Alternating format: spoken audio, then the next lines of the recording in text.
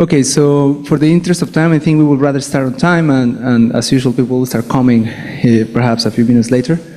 So today, for this session, we have the threshold cryptography topic. We have 3 very interesting talks, and I would like to invite Ophir, please, to stage. He's gonna tell us about Tiresias, a large-scale UC secure threshold failure. Thank you very much. All right, thank you for the introduction. This is a joint work with Avichai Marmur, Dolev Mutsari, Avishai Anai, Yuval Spicer, Jonathan Scully, and Dolev Sadika, a lot of people. The main point of the paper, do you have a clicker? Yeah. The main point of the paper is to bridge the gap between what is theoretically can be done efficiently with threshold encryptions to what can be done in practice. This means giving all the gadgetry you actually need to use threshold encryption. This means UC security. It means batch proving, but it also means having security which is tight. To do this, we basically rely on previous work that removes some assumptions in this work, showing they are still secure. So first of all, let's do some quick recap. Palier is a classical additively homomorphic encryption, which basically means you can take 2 ciphertexts and combine them to a new ciphertext, encrypting the sum of the plaintext. For example, I might have an encryption of 5, and he might have an encryption of 7, and together we can get an encryption of 12. This is very useful for MPC protocols.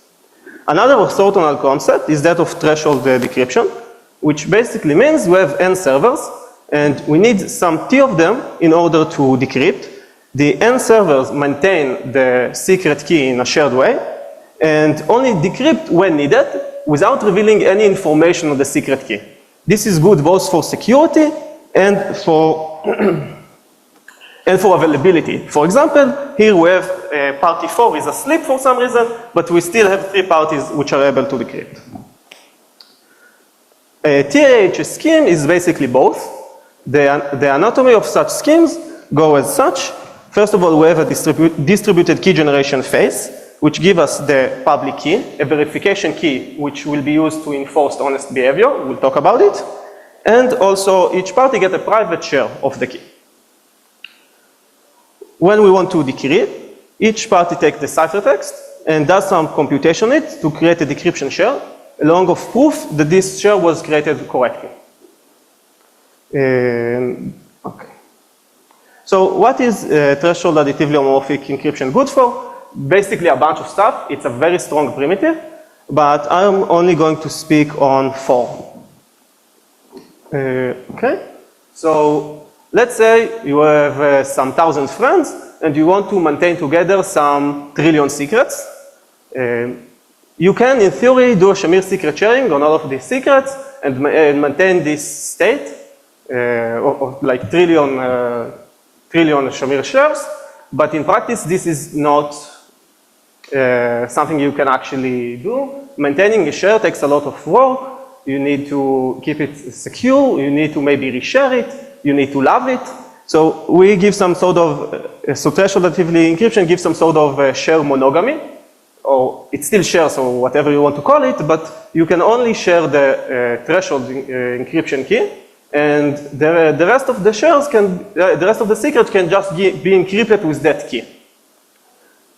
So this may seem to only use the threshold property, but the additive property can be also very useful in this case, since you can just use the encryption of the shares as an input to MPC protocols, and only decrypting the result of the MPC protocol without needing to decrypt and get the actual secret. Okay. So let's just go really quickly about the Palier crypto system. The main thing I want you to take away is that we have that the public key is an RSA-like public key, which is a multiplicity of primes. The secret key is some number D, which equals to 1 mod n and to 0 mod phi of n. But most importantly, it is very simple, and decryption is just taking the ciphertext and exponentiating it to some value.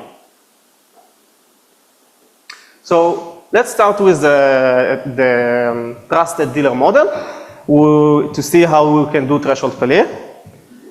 So the trusted dealer generates a biprime which consists of safe primes. Safe primes are such that P minus 1 over 2 and Q minus 1 over 2 are also primes. They also do a Shamir secret sharing on the secret and generate the verification keys, which are it's a base in the quadratic residue, random base, which is a quadratic residue, to some power. And then the threshold decryption phase goes as follows. As you remember, we just need to exponentiate. So we want to do an interpolation in the exponent. This is done by each party taking the ciphertext and exponentiating it to its secret share, and then we do Lagrange interpolation in the exponent. I'm lying about this a bit here. We need to do, the Shamir secret sharing need to be over the integers, but this is not a big issue. The important issue here is what is this proof? Pi 3 and pi 2, this proof that makes sure that you are honest. This is a proof of equality of discrete logs, or EDL, between the verification key and the verification key and this base V, and this ciphertext and the decryption share DS. Okay? So this seems all well and good, and apparently this is a sound proof. So what's the problem? Why do we have an issue? The main issue is that we don't know how to distributively generate a biprime which consists of safe primes. Recently, with a very impressive work, Diogenes, I think it's led by Karmit Chazai, was able to generate a biprime which is not consist of safe primes for 1,000 parties in about 30 minutes. So if we can remove this need for safe primes, we can actually do this scheme in practice. So the question of our research is, can you have a scheme with practical DKG and efficient proofs? And this question was actually asked before by a bunch of works. All of these works have some trade-offs. I want to focus on two of them. One by Damgard, which makes some admittedly ad hoc assumptions, which under these assumptions is able to remove the need for safe primes. Another approach taken by Karmit is the cut-off and choose approach, which basically changed the protocol of equality of discrete log from a very natural sigma protocol to a cut and choose protocol, which gives you just one bit of soundness. And then you repeat it 128 times, and this also allows you to remove the need for safe primes. So with that knowledge, what is so great about safe primes? Why do we even talk about them? So the first thing that safe primes allow us to assume is that the group of quadratic the quadratic reciprocity is cyclic. The other thing it lets us to do is notice that almost every element in this group is a generator. Why is that? Because the order of the group is P minus 1 over 2 times Q minus 1 over 2. Taking this Euler function, you get a very large number, very close to the group order, and you can just randomize an element and it will overwhelmingly be a generator. The third property that it gives us is this weird property that for a small exponent e, if x to the e is equal to 1 mod n squared, then x is also equal to 1. This is because e divides the group order, and it's small, it must be divide either p minus 1 over 2 or q minus 1 over 2, but those are too large, so it must be 1. So why do I care about this? In the Sigma protocol, after you do all the regular rewinding stuff, you get this equation of the form x to the e equals 1, but when x is the decryption share divided by the verification key to the power of alpha, where alpha is the discrete log of Ct to the base of V. And if this ratio is 1, it means that the proof is solid. The statement was correct. Okay? So now our job is to, once again, remove the need for safe primes. I don't know if you really know, but safe primes are originally came about as an improvement for RSA security against the Pollard P-1 attack, but apparently they didn't provide any additional security, and it seems that they lose again. So what to actually do in practice? We make sure the GCD of P-1 and Q-1 is 2, and this is enough for us to get a cyclic group. This seems like a weird condition, but it's very easy to check it in the key generation phase, getting an overhead of 1.5 on the key generation, so it's not a huge issue. The second thing is we don't actually need that this V from before is a generator. It is enough that it's something that we call an almost generator. What I mean by that? I mean that if you take the order of the group and divide it by the order of V, you get a very smooth number, or sufficiently smooth number. Lastly, we don't really get this nice equation, x to the e equals to 1, but we get a similar equation because again, V is not a generator, which we get x to the e times eta equals to 1. And apparently this gives us two options. Either x is equal to 1, and then we won the game, the statement is correct, or x is not 1. In the case of that x is not 1, we are actually able to prove that the malicious prover is able to break the factorization assumption. Okay? The main point that, of course, as you can see, there exist some bad statements that an adversary may be able to send in theory, but we prove that finding such bad statement is equivalent to factoring. Okay? So let's see how it works. So we start with the equation x to the e times eta equals to 1, more than squared. We exponentiate it to some smooth order to cancel eta. And then we have two options. Either x to the e equals to 1, or x to the e is not equal to 1. If it's equal to 1, we will get a factorization. If it's not equal to 1, we will also get a factorization. So let's see why. It's all very classical factorization algorithms. If e equals to 1, we can first of all terminate the power of 2 in e, otherwise we have a non-trivial square. The other thing that we can do is after we did it, we factor e and exponentiate to its odd factors. And every time we calculate the GCD until we get this value y, which is the last value that is not 1 in this process of exponentiating. We take the GCD of y minus 1 and n, and this gives a non-trivial factor. The other case, we just use Pollard P-1 method because as you, how do I go back? Never mind. As you can see, this element y was of smooth order. So we have an element of sufficiently smooth order, which means we can use the Pollard P-1 method.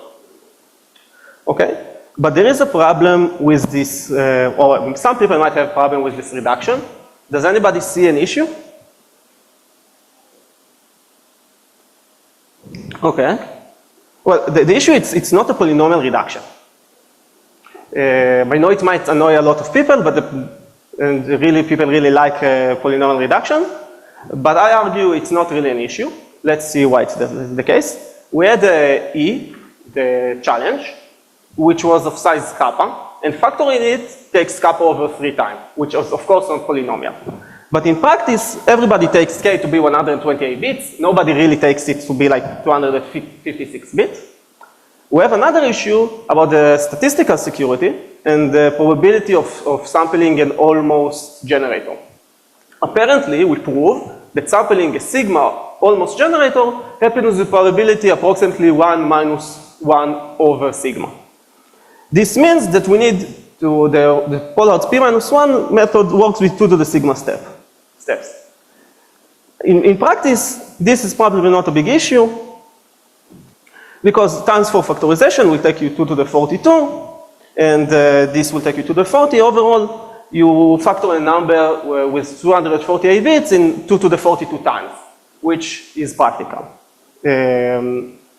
Well, you might still be interested in polynomial reduction. So we actually also give that, but it is a bit more complicated. Not that much, actually, or at least I hide some of the more gruesome details. So in the slide, when you add x to the e equals to 1, it was actually not e. It's the difference between the two challenges that you got in the rewinding. So I don't really need to control the size of e, I need to control the size of this difference. And I can do that by doing the rewinding in a bit of a smarter way, taking the challenges to be e plus 1, e plus 2, and so on. This, where epsilon is the probability of a cheating prover to create a bad statement. This will solve the first issue. The second issue is we can just solve it simply by sampling multiple bases, and this will upgrade the statistical security. For example, I want, for some reason, I want to the 128 statistical security. I don't see a reason why to do it, but you can take three random almost generators, and one of them will be with a very high probability, an almost generator, and then you just repeat the proof 3 times. Okay, so I'm going to skip the support for batching. I want to show what it gives us in practice, because I didn't say it in the beginning, but another very large contribution of this work is actually the implementation, which I don't know if to call it like production ready, but it's very much cryptographically coded, only using standard libraries and constant time and everything you might want. And as you can see, the full lines are the malicious case, while the dotted lines are the semi-honest case. And the lines there are pretty close, meaning that you don't lose much of efficiency by moving to the malicious setting. So just so you can get some numbers, for 1,000 parties, we were able to conduct 50 decryptions in a second. Sorry, for 100 parties, we can do 50 decryptions, threshold decryption in a second. And for 100 parties, we can, and for 1,000 parties, we can do 3.6. All right, thank you for listening. Before you get to ask your questions, I want to answer questions that I have some time, so I'm going to keep you until I finish it. Some questions that I was asked a few times during my days here, and it's why Palier is even interesting when we have class groups today. So class groups do have many advantages. First of all, you have much more control on the plaintext space. You can choose it to be any prime modulus or any prime modulus power, and it also has a much simpler setup. But it has a lot of practical problems. First of all, the scheme is much more complicated. Second of all, it's not really implemented for cryptographic use, or there is no ready-made code you can use.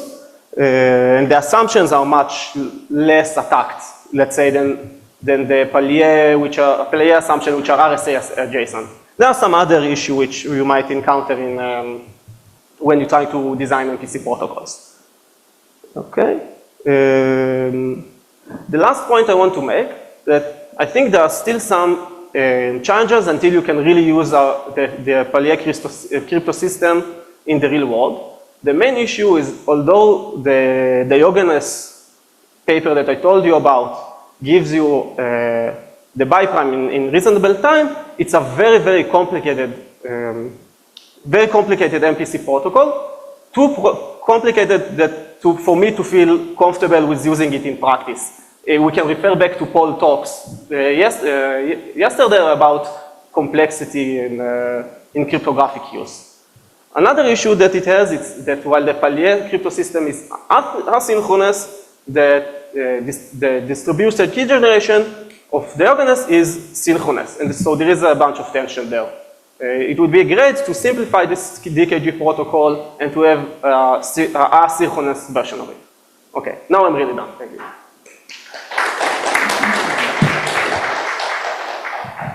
Thank you so much. We're doing very well on time in case someone has questions.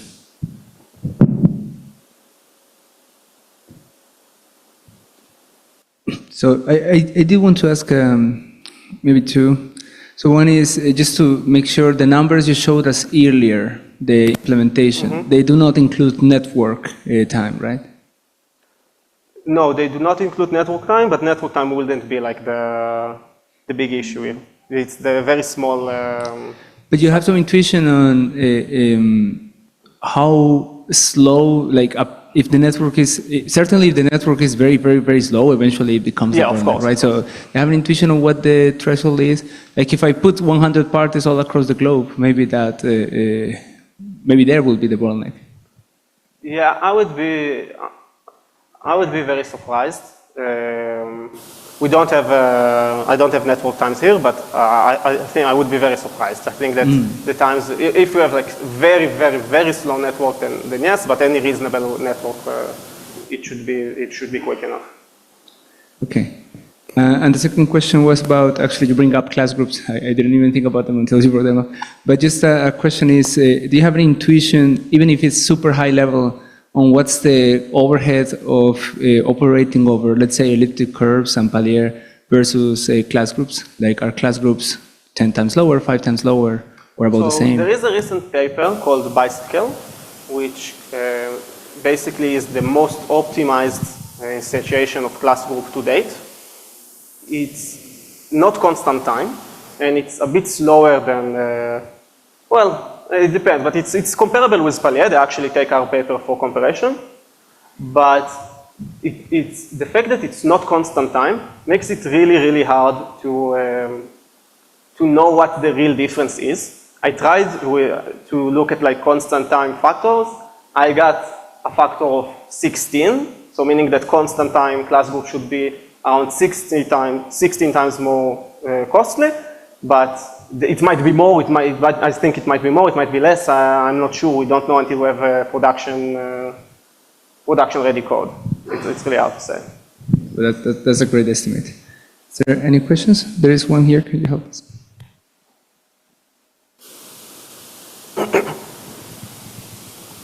Thank you for the talk. I'll ask a very noob question because I'm not really from this area, but can you please scroll back to the slide where you mentioned the MPC? Can you please help me? Yeah, I think it's the one at the bottom, yeah. maybe? It's the one at the bottom. Oh, makes sense. I didn't want to press anything without knowing. So which slide? Remember you mentioned the protocol that was recently, like a few years ago, there was a protocol that allowed generating a big RSA, but not for safe primes, you said? Without safe primes. Yeah, safe primes we don't know. I wanted to give like a more, maybe some kind of intuitive answer from you on the why this is hard, and is there any progress in this? I have an intuition that generating distributively an RSA with like an RSA modulus is really hard, but it's possible? I always thought it was possible, just like really costly. So an RSA is possible. Yes. And the trick with the RSA key generation is you need to publish n. You do the first multiplication, and then you publish n, and then you do something called a biprimality check, which is an MPC protocol using the shares on P and Q to check if n is a biprime. All right. If you wanted to check that the factors of n are also like a p minus 1 over 2 times q minus 1 over 2 is also biprime, you in theory would have to publish it, right? But you can't do it because this will give you factoring, because it's phi of n. So there is an essential issue there. You could do it, but what it would demand of you is to do exponentiation module an unknown number, right? So the secret is the modulus. To my understanding of the protocol I have seen, demands like something like 1 round of communication per bit of modulus size, which is like, in this case, would be 248 bits, nothing close to being practical. You can do something a little bit like, so there is this paper from 2002, I think, which take the middle,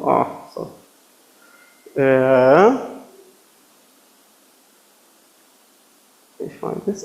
So there is this paper from Foucault and Schupp, which take an approach of not making sure they are the p minus 1 over 2 and q minus 1 over 2 are safe primes, but they are rough enough, and then they give you sort of something really annoying But I think that this key generation is also not actually feasible, and the proof loses a lot in terms of efficiency, like times 8 or 16, I don't remember. Okay, actually, it's a really good answer. Thank you. Yeah, no problem. Okay, so let's thank the speaker again. And I welcome Pavel to the station.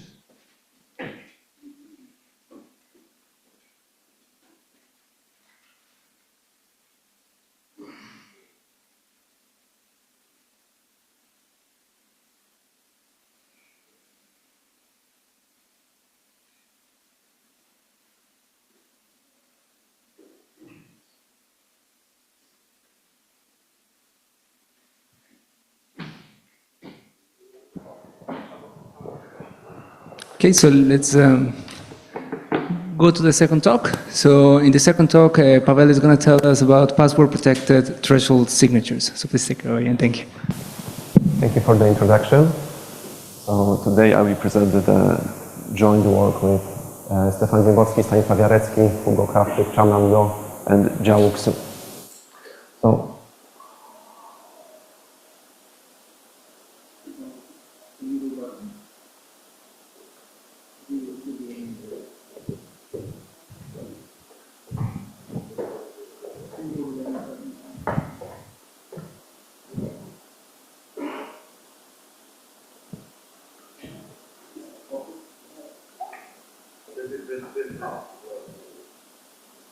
okay, thank you. Okay, so let's start with one of the applications of our protocol, which is application for crypto wallets. So let's start with the general, maybe from business perspective, from the point of view of finance. The market size of blockchain wallets is increasing quite steadily in the last few years, and it reached $40 billion this year. So we can see a clear trend of about 30% year to year. And generally, there are roughly 400 million blockchain wallet users worldwide. And those users access their wallets through either having private keys or some phrase seeds. The users can get access to their wallet that will then perform the signing for them, also using some software wallets. So in this case, this is just some application on the computer, or they can also use hardware wallets, which is just an external device that guarantees secure storage. But we can improve the security of both those solutions. So, for example, the problem with hardware wallets may be that if it gets destroyed, if it gets broken, you cannot really, you don't have any way to regain access to your coins. So, one of the possible solutions is to use custodial wallets. So, the custodial wallet is, we talk about custodial wallets in case of external servers that store the secret key for the user, and it raises the natural question, how can we authorize the server to sign the transaction on behalf of the user? So one way is to use some authentication key for it that the user will hold. And if we don't have any authorization key, that it may be very easy for the adversary to get access to this custodial wallet and get this wallet to sign a transaction of the adversary's choice. And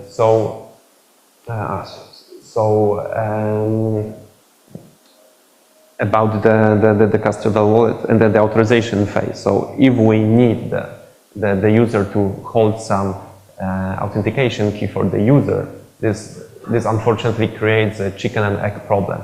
So let's observe that in this case, we assume that the user still holds the key only to get rid of the signing key, which is counterproductive. So to break of this loop, one of the solutions is to use passwords. So the definition of the password, very, very briefly speaking, is that this is something that the user can memorize, so it has to be short, and only user really knows it. The next step to get even better security is to distribute the custodial wallet among more than one servers. And in this scenario, we can distinguish two cases. So in the first case, there are n servers and n passwords. So the user, in fact, has a password file, which contains independent password for each server. Obviously, it creates a problem that then the user has to memorize all those passwords, and probably it will be impossible. The other case is to have n servers and only one password, all of them. So at the end of the protocol, the user should output a signature sigma on the message of his choice. And like the strawman solution that we can think about is just to secret share a signing key, send the shares to each servers, and then the servers will just create the partial signatures. Unfortunately, this strawman solution, if we talk about n out of n secret sharing, creates n point of failure, which we would like to avoid. So n point of failure means that even if one server is broken, the whole signature will not be valid. And this leads us to the definition of 4 properties of a good password-protected threshold signature. So password-protected means that the user has to keep some password. Threshold means that the system is thresholdized. Signature means that at the end of the protocol, the signature will be created. So the first property is that one protocol execution will give one online password guess to the adversary. So in this setup, the adversary is completely taking control over the communication between between user and servers, and can input his password star, which will be his online password guess, and he can do it only once. He wins, so the guess is correct if password star is equal to the password that was chosen by the user. The second property is that the compromising of up to T servers leads to no security loss. So no information about neither the password nor the signing key is leaked to the adversary.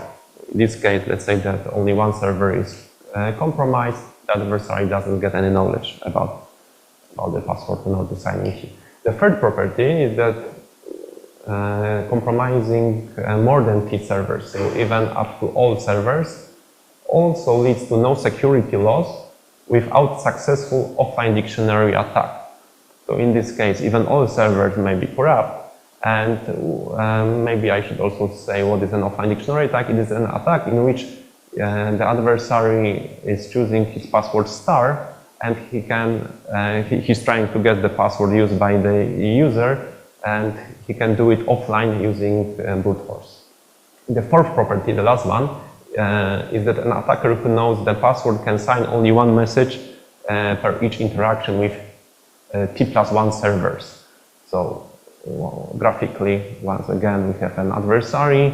If he speaks only to one server that agreed to perform a computation, there will be no signature created. If it is over the threshold, the signature is created.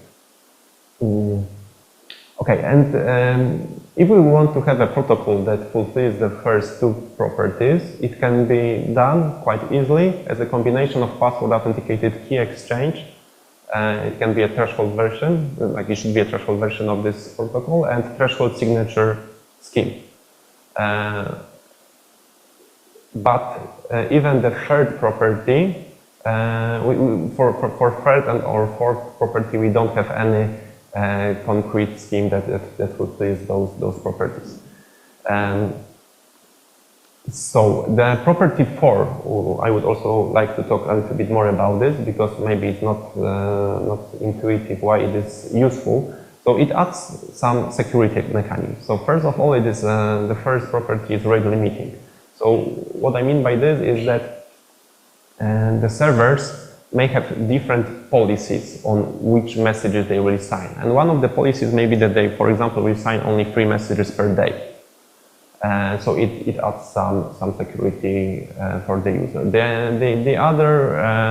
Another mechanism is multi-factor authentication. So one of the most popular is text messaging the user. So there will be another device on which some message will be sent to the user, and if the user responds with confirmation, only then the signature will be created.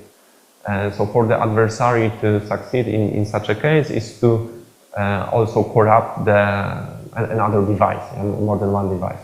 The third property is application policy. So we can imagine that the servers may only sign messages that have some concrete form, or maybe they include some data inside, like for example, current date. So they will never sign a message with a so this way we can, for example, achieve perfect forward security. And the last mechanism that can be also obtained as a result of this fourth property is that it protects the user in case of a break into the client machine. So it is in some way similar to the multi-factor authentication. Yeah, that's all. So now we can move to our definition of augmented password protected threshold signature, APTC.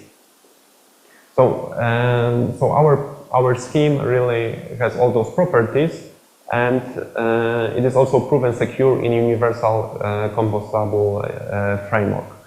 So on this picture, what we can see is that the APTC scheme is built upon APPSS, so it is augmented password protected secret sharing scheme and threshold SIG.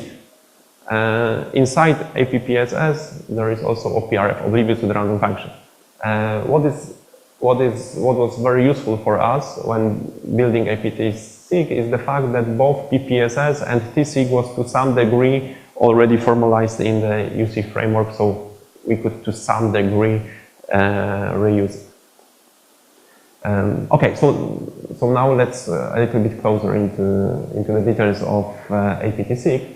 So this is a protocol run between a user and servers. The only input of the user is her password, and this is important because it is true in both phases. So we have two phases of the scheme, which is initialization and signing, and in both phases, the only thing that the user remembers is a short password. At the end of the signing phase, the user outputs valid signature on message M, sigma. Yeah, and then the protocol starts with the computation of APPSS protocol, which was introduced by Bagherzandi and others in 2011. So let's talk about PPSS. So in fact, in our paper, we are talking about augmented version of PPSS protocol. So the protocol, in fact, remained the same, but we proved that we extended its security to the augmented setting. And the protocol begins with a computation of oblivious to the random function, which was introduced by Jarecki and others in 2016. And this protocol is run between the user and each server. So APPSS is N servers, and now OPRF is run independently and between user and each server. So quickly going through the OPRF protocol on the example of 2-hash Diffie-Hellman. So user's input is password, server's input is K. At the end, the user gets an output C, which is a pseudo-random value unknown to the server. Okay, and now in the APPS initialization phase, the user is computing OPRF with all the servers independently. However, it can be replaced by threshold version of OPRF, TOPRF, which in fact was described yesterday by Stanisław Jarecki on the on the PAKE session, and it allows us to achieve security against even a proactive adversary. Yeah, okay. Now we can go back into to APPS initialization phase. So once again, at the beginning, user is running OPRF protocol, and then she's choosing a random value S, generates secret sharing of value S denoted as S1 to Sn, and encrypts all those shares by XORing it with rho I, where rho I is a value, is an output of OPRF, which with each server, and denotes this encrypted value as EI, or for each server I, parses the whole tuple as E, and then computes hash of password, this tuple E and secret S, and the value that she obtained is C concatenated with a secret key. The last step is to parse omega as E, C, and sends, and then the user sends this value omega to each server. Then each server is also storing this value. And this is end of the initialization phase. In the reconstruction phase, the steps are repeated, but in inverse order. So, but once again, it starts with the run of OPRF protocol, but also each server is sending omega I. If the if those omegas are not the same, the user is aborting. But if they are the same, the user continues and parses omega as CE, decrypts shares SI, recover full S, and once again parse hash on password ENS as C prime and SK. And if the commitments from omega and in this step are the same, so C prime is equal to C, it outputs SK, otherwise she will output error message. Okay, and now we are ready to go back to the initialization phase of APTC. So it starts with running APPSS, and at the end of APPSS, user gets secret key SK, and then the user runs threshold BLS key generation phase. So let's talk about TBLS. So it was introduced by Boldereva in 2003, and our protocol uses a variant of threshold BLS called 1+ threshold access structure. So what it means that the user always has a blocking share. So to perform a reconstruction, there is the presence of the input of the user is always necessary, and also at least T+1 servers has to agree to the computation. I don't want to talk too much about BLS because we didn't really change the protocol of Boldereva, but one thing that we did in our paper regarding BLS is we proved that this BLS variant for 1+ threshold access structure is in fact a realization of ideal functionality, UC ideal functionality of threshold C. Okay, so now after the user run both APPSS and threshold BLS key generation, she is encrypting user's partial signing key with SK and sends this encryption to each server. So at the end of initialization phase, each server is storing his OPRF key, the verification key V, and also this encryption of partial signing key of a user. Okay, what about the signing phase? So once again, it starts with running an APPS reconstruction phase, and then the TBLS signing on message M chosen by the user, and in fact this is the whole protocol. So at the end of it, even though the only input of the user was a password, in the end she gets correct full signature sigma on message M. What is worth noting is that we get a minimal overhead over the TSIG protocol. So in fact, as I tried to present, the only thing that we really did is to compute APPSS and combine it with threshold signature. So there's no additional overhead. Yeah, and all our proofs are done in the UC framework. So, and also against an adaptive adversary.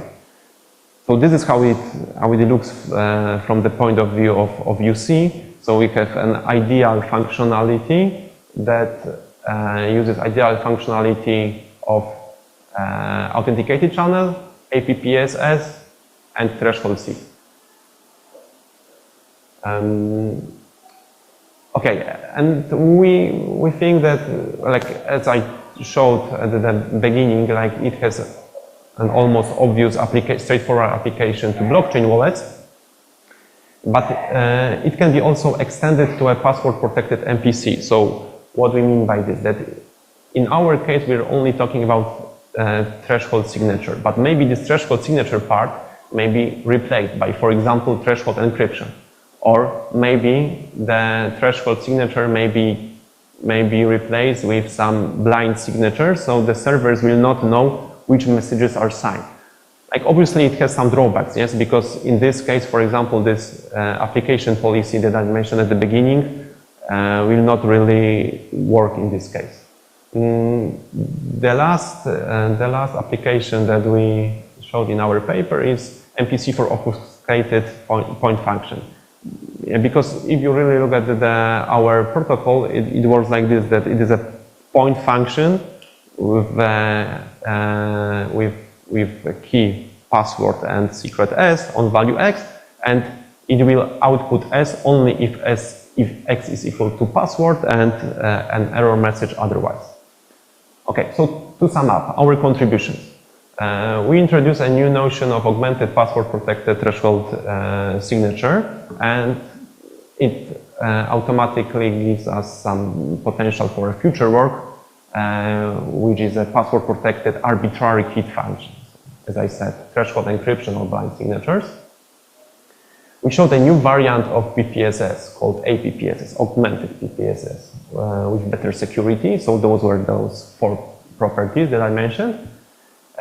We showed a concrete instantiation for ECDSA, distributed ECDSA, so the threshold is equal to n-1, and also for BLS signature scheme. All our proofs are done in UC framework. Yeah, thank you for your attention. Thank you so much, Pavel. Do we have questions from the audience?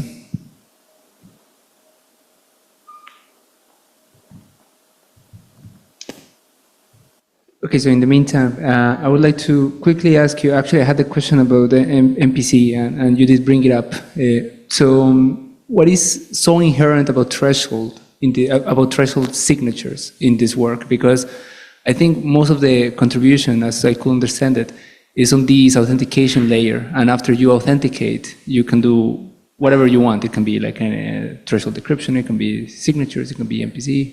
Yeah, that's true. So the scheme that we showed is just for threshold signature. We didn't address other MPC protocols. Like you can do this, but it was, I think, there was already a lot of work to achieve it only for threshold signature. But what's the reason? I mean, is it any special at all? Because it sounds like you can literally, when you show, for example, the functionality you were using and so on, you can replace the threshold signing part by a generic MPC functionality. Yes, and everything else will be exactly the same. Yes, we think so. Yes. Okay. Like you need to prove it, but like it should be doable. But that's the part I'm not getting. What do you need to prove? Because why is this exploiting the signature process? Okay, so your question is, I would have to scroll back to the picture, the big picture.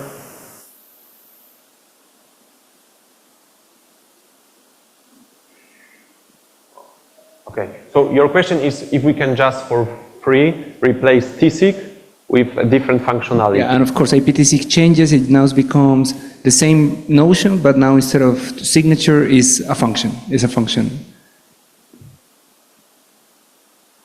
Yeah, so I think that's true. I think you can do it. Like there are some caveats in the proof that there are some details that I'm not sure whether they will straightforward move to the threshold encryption setting. But I think that the amount of work that would have to be done is not too big. It's achievable. Thank you. Do you have any question? Okay, so then with that, let's thank again Pavel.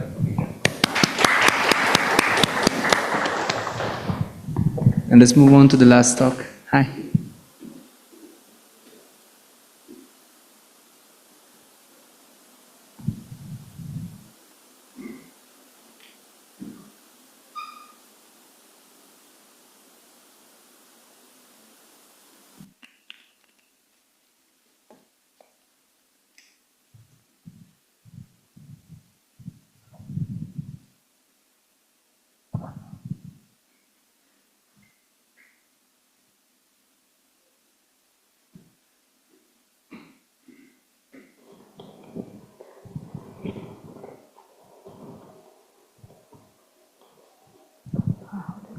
Can you check if it's working, just to make sure? You can go back with the one at the bottom. Okay, great, thank you.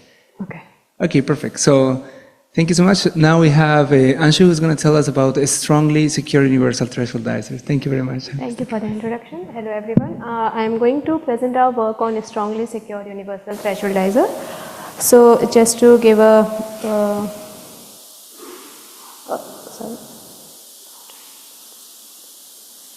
So threshold, just to give a brief motivation for threshold crypto, it basically distributes the task, any privileged operation amongst multiple parties. Privileged operation, for example, it can be signing or encryption, decryption, so that there is no single point of failure. And for example, we have multiple thresholdized primitives like threshold public key encryption, signatures, IBE, threshold cradle tracing, etc. And now when we are talking of distributing the task among multiple parties, so we can ask about setting whether there is interaction between the parties or not.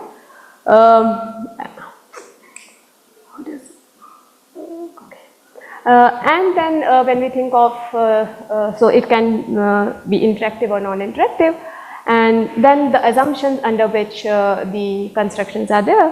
So for example, from classical or post-quantum assumptions. So in this talk, our focus is on non-interactive setting from post-quantum assumptions. In 2018, Bonner and the co-authors defined a tool called Universal Thresholdizer, and they built it from lattice-based assumptions, LWE. This tool helps in adding thresholdizing functionality to any cryptographic primitive. So for example, CCA-PKE and signatures and few more. And this universal thresholdizer is built using threshold FHE, fully homomorphic encryption, which in turn is built from fully homomorphic encryption, which is known from LWE. Now this universal thresholdizer satisfies certain security properties, but these the guarantee that this universal thresholdizer has only provides some weaker notion of security for the primitives being thresholdized. We will see what weaker or the stronger means, but roughly it has some flavor of adaptivity. In this work, our contributions are as follows. We define and build a universal thresholdizer with a stronger security property. And we show that if we use such a universal thresholdizer, the thresholdized primitives will also satisfy stronger security guarantees. And we also define various notions for security notions for threshold signatures and relations between them. And in the paper, we provide construction for threshold FHE and threshold universal thresholdizer. But for the talk, I will present the intuitions and ideas using a specific example of threshold signatures, because it is more intuitive to present the ideas with signatures. So, a quick recap of what is threshold signature. So it consists of a keygen algorithm which outputs a single verification key and n signing keys for each of the n parties. And then there is a partial signing algorithm which any party PI can use its secret SKI and a message M, and outputs a partial signature sigma I. And then there is a combined algorithm which can take these partial signatures. So for P out of n threshold signature, P of them are required to generate the final signature, which can then be verified like any digital signature scheme. So correctness is obvious that if everything is done honestly, then the signature must verify. Now coming to the security aspect, so intuitively we say that any polynomial time adversary should not be able to generate a signature on any message m star, even if it is allowed to corrupt up to t-1 parties, which means it gets the signing keys. And like standard digital signature scheme, it also gets complete or partial signature on other messages. So formally we can define it via the following game. So the adversary gets the verification key and the public parameters in the beginning, and then it can issue two kinds of queries. So for example, partial signature queries where it outputs messages and party pj and gets the partial signature sigma ij. It can also issue key queries for corrupting party pi and it gets basically ski in return. Of course, there is a cap that it cannot corrupt more than t-1 parties. And these queries can be interleaved in any order, which basically is the setting for adaptive security. And in the end, the adversary outputs a message signature pair, m star sigma star, and wins if sigma star verifies and is not computable trivially. However, this is generally hard to achieve, and therefore the notion of security notion that generally people work with is a weaker form of this, which is called selective security, where all the key queries are issued in the beginning. And the winning condition is that sigma star should verify, but in addition to that, it does not allow any partial signing query on m star. So if we think of this restriction, this basically says that if I think of it forces the adversary to make the choice of p-1 parties from which it gets the partial signatures on m star to be made in the beginning. So it is selective in the choice of the corrupted the t-1 parties. So we have we saw two definite security notions for threshold signature. So if we think of x-axis and y-axis, in both the axes we can define the security with increasing order of adaptivity. So we can define partially adaptive security and where all the t-1 key queries can now be done in the middle after having issued some of the partial signature queries, but all the key queries are to be issued all at once. But it still does not allow partial signature on m star.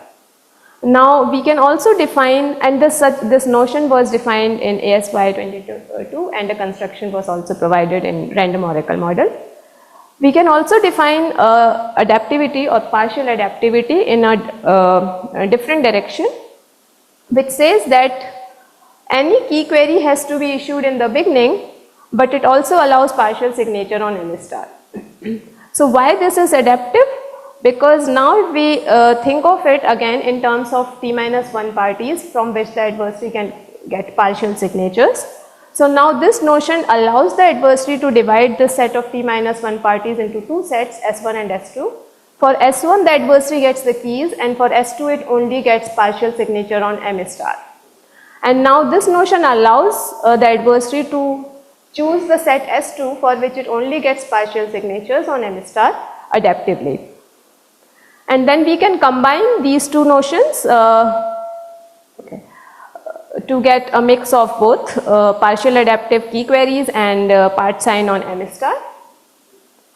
And finally we can fill this last column cell here, which allows adaptive key queries but does not allow partial signing on m star. Now in one go it seems like now since we allow adaptive key queries for all the t-1 parties, maybe these two notions, the top two notions are equivalent, but interestingly the left one is still slightly weaker than the right one, and the equivalence is at the loss of factor q, where q is the number of signing queries. So in our work, we primarily focus on the bottom right definition, which where the key queries are output in the beginning, but if it is less than t minus 1 queries, then there can be partial signing query on M star. So let us look at the, we can also then combine our ideas and the ideas from ASY22 to get the security notion, which is a combination of both. So our construction basically uses the Bonnet and the co-authors construction as the basic construction, and we build upon this by using key homomorphic PRF. So key homomorphic PRF are like standard PRF with an added property that f of k1x plus f of k2x is equals to f of k1 plus k2x. So basically we can add the keys. So let us have a quick, a brief review of the BGG plus 18 construction. So this construction basically uses a standard signature scheme with keys SIG-BK and SIG-SK, and a fully homomorphic encryption scheme with keys FPK, FSK, and a linear secret sharing scheme. So linear secret sharing scheme, for example, we can share S as S1 plus S2. Now, fully homomorphic encryption is like any public key encryption with an added functionality that if I give you an encryption for message X or message M and a circuit C, then anyone can publicly compute an encryption of C of M, but of course cannot decrypt it. This is the property that that is used, and the BGG plus 18 uses a special fully homomorphic encryption, basically, which says that the decryption algorithm is a linear function between FSK and the secret key and the ciphertext, followed with a rounding operation. But for the current talk, we mainly focus on the decode 0 algorithm, which is generally in a product between the key and the ciphertext. So now how does this linearity of decode 0 helps us? Because it now lets us distribute the task of decryption amongst multiple parties. So for here for example, among two parties, such that we can distribute FSK as FSK 0 plus FSK 1 among between P1 and P2. Now given any ciphertext, each one of them can perform partial decryption, which individually reveals nothing about the message M.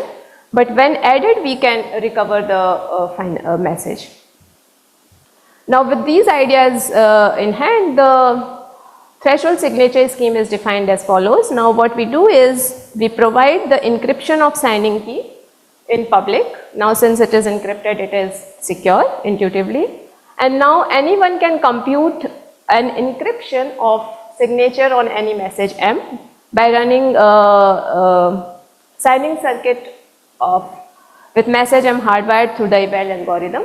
But now we need to decrypt the CT sigma M to get the actual signatures. So the task of decryption is distributed among the signers. So for example, here we will distribute the function FSK as FSK1 and FSK2 between P1 and P2. And with this, basically the partial signature is in a partial decryption of CT sigma M using FSKI. Plus there is some noise added, EI. EI is added for security, but for the current discussion, this is not really important. And then the combined algorithm simply adds the partial signatures, and from the correctness of FHE decryption, we get the underlying signature. Okay. Yeah, so for security sketch, remember that we are in the setting where there is no partial signing query allowed on M star. So basically it begins with hybrid 0. Here I am showing only those components which undergo changes in different hybrids. So it's an honest game. And since we are assuming that party P1 is corrupted, so the adversary gets FSK1. And for partial signing query for party P2, sigma M2 is computed like this. So notice that in this hybrid FSK, both FSK1 and FSK2 are used, which means FSK is being used. Now in hybrid 1, the challenger first tries to get rid of FSK2 so that it can use FHE security, and therefore now sigma M2 is simulated using sigma M and FSK1. Now since FSK2 is released, we can use FHE security to replace CT sig SK with CT0 in hybrid 2. And now in hybrid 2, since sig SK is revealed, we can use security of the underlying signature scheme to show that if there is an adversary who can win in hybrid 2, then we can break the signature scheme. So the reduction will look like this. I will not go into the details, but only focus on the main thing here. So here we notice that this indistinguishability. And once we are hybrid 1, we can go by follow the previous hybrids, and the proof will go through. So this finishes the scheme that we have. In the end, I have a remark and conclusions. So here our focus is to get lattice based scheme. So we will need lattice based key homomorphic PRF scheme. However, we do not know exact key homomorphic PRF schemes from lattices. So basically the homomorphism adds some error delta, and to handle this delta we need flooding so we need extra noise which is exponentially larger than delta. However, this does not deteriorate our scheme because BGG plus 18 scheme already is using flooding. And as I said, I presented the ideas in context of threshold signatures, but in the paper we can implement exact same ideas at the level of threshold FHE, which gives us a stronger security of UT, and any scheme thresholdized using such a universal thresholdizer will satisfy a stronger security notion. Thank you. Do we have some questions?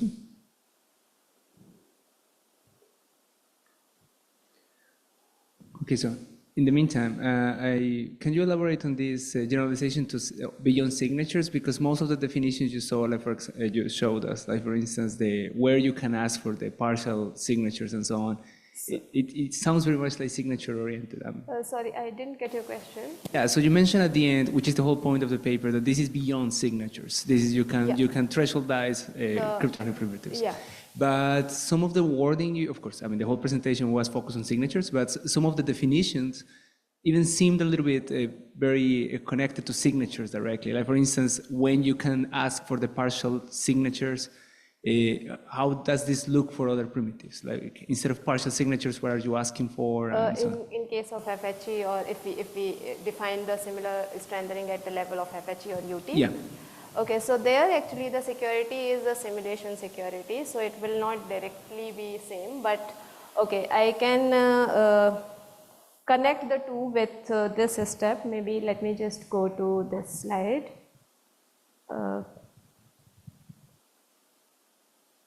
Just a minute.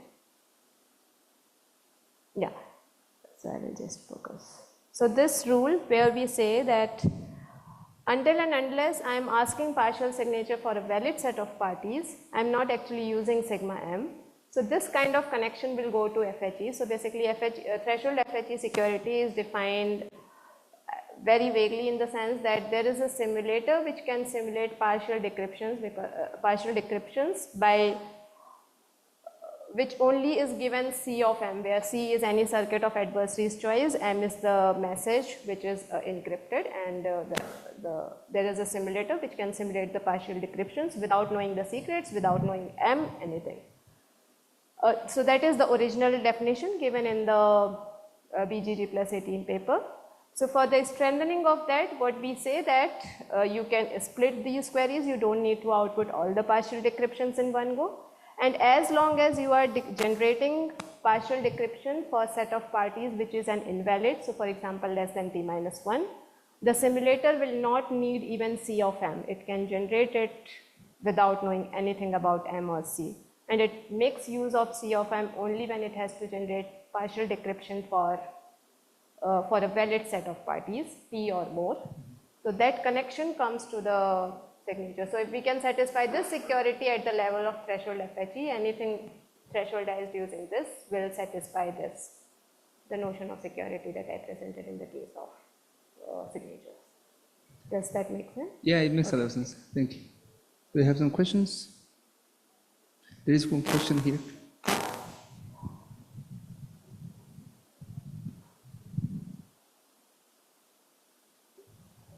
To ask if you are engaging with the threshold FHG as a black box, or did you have to make some improvements to threshold FHG?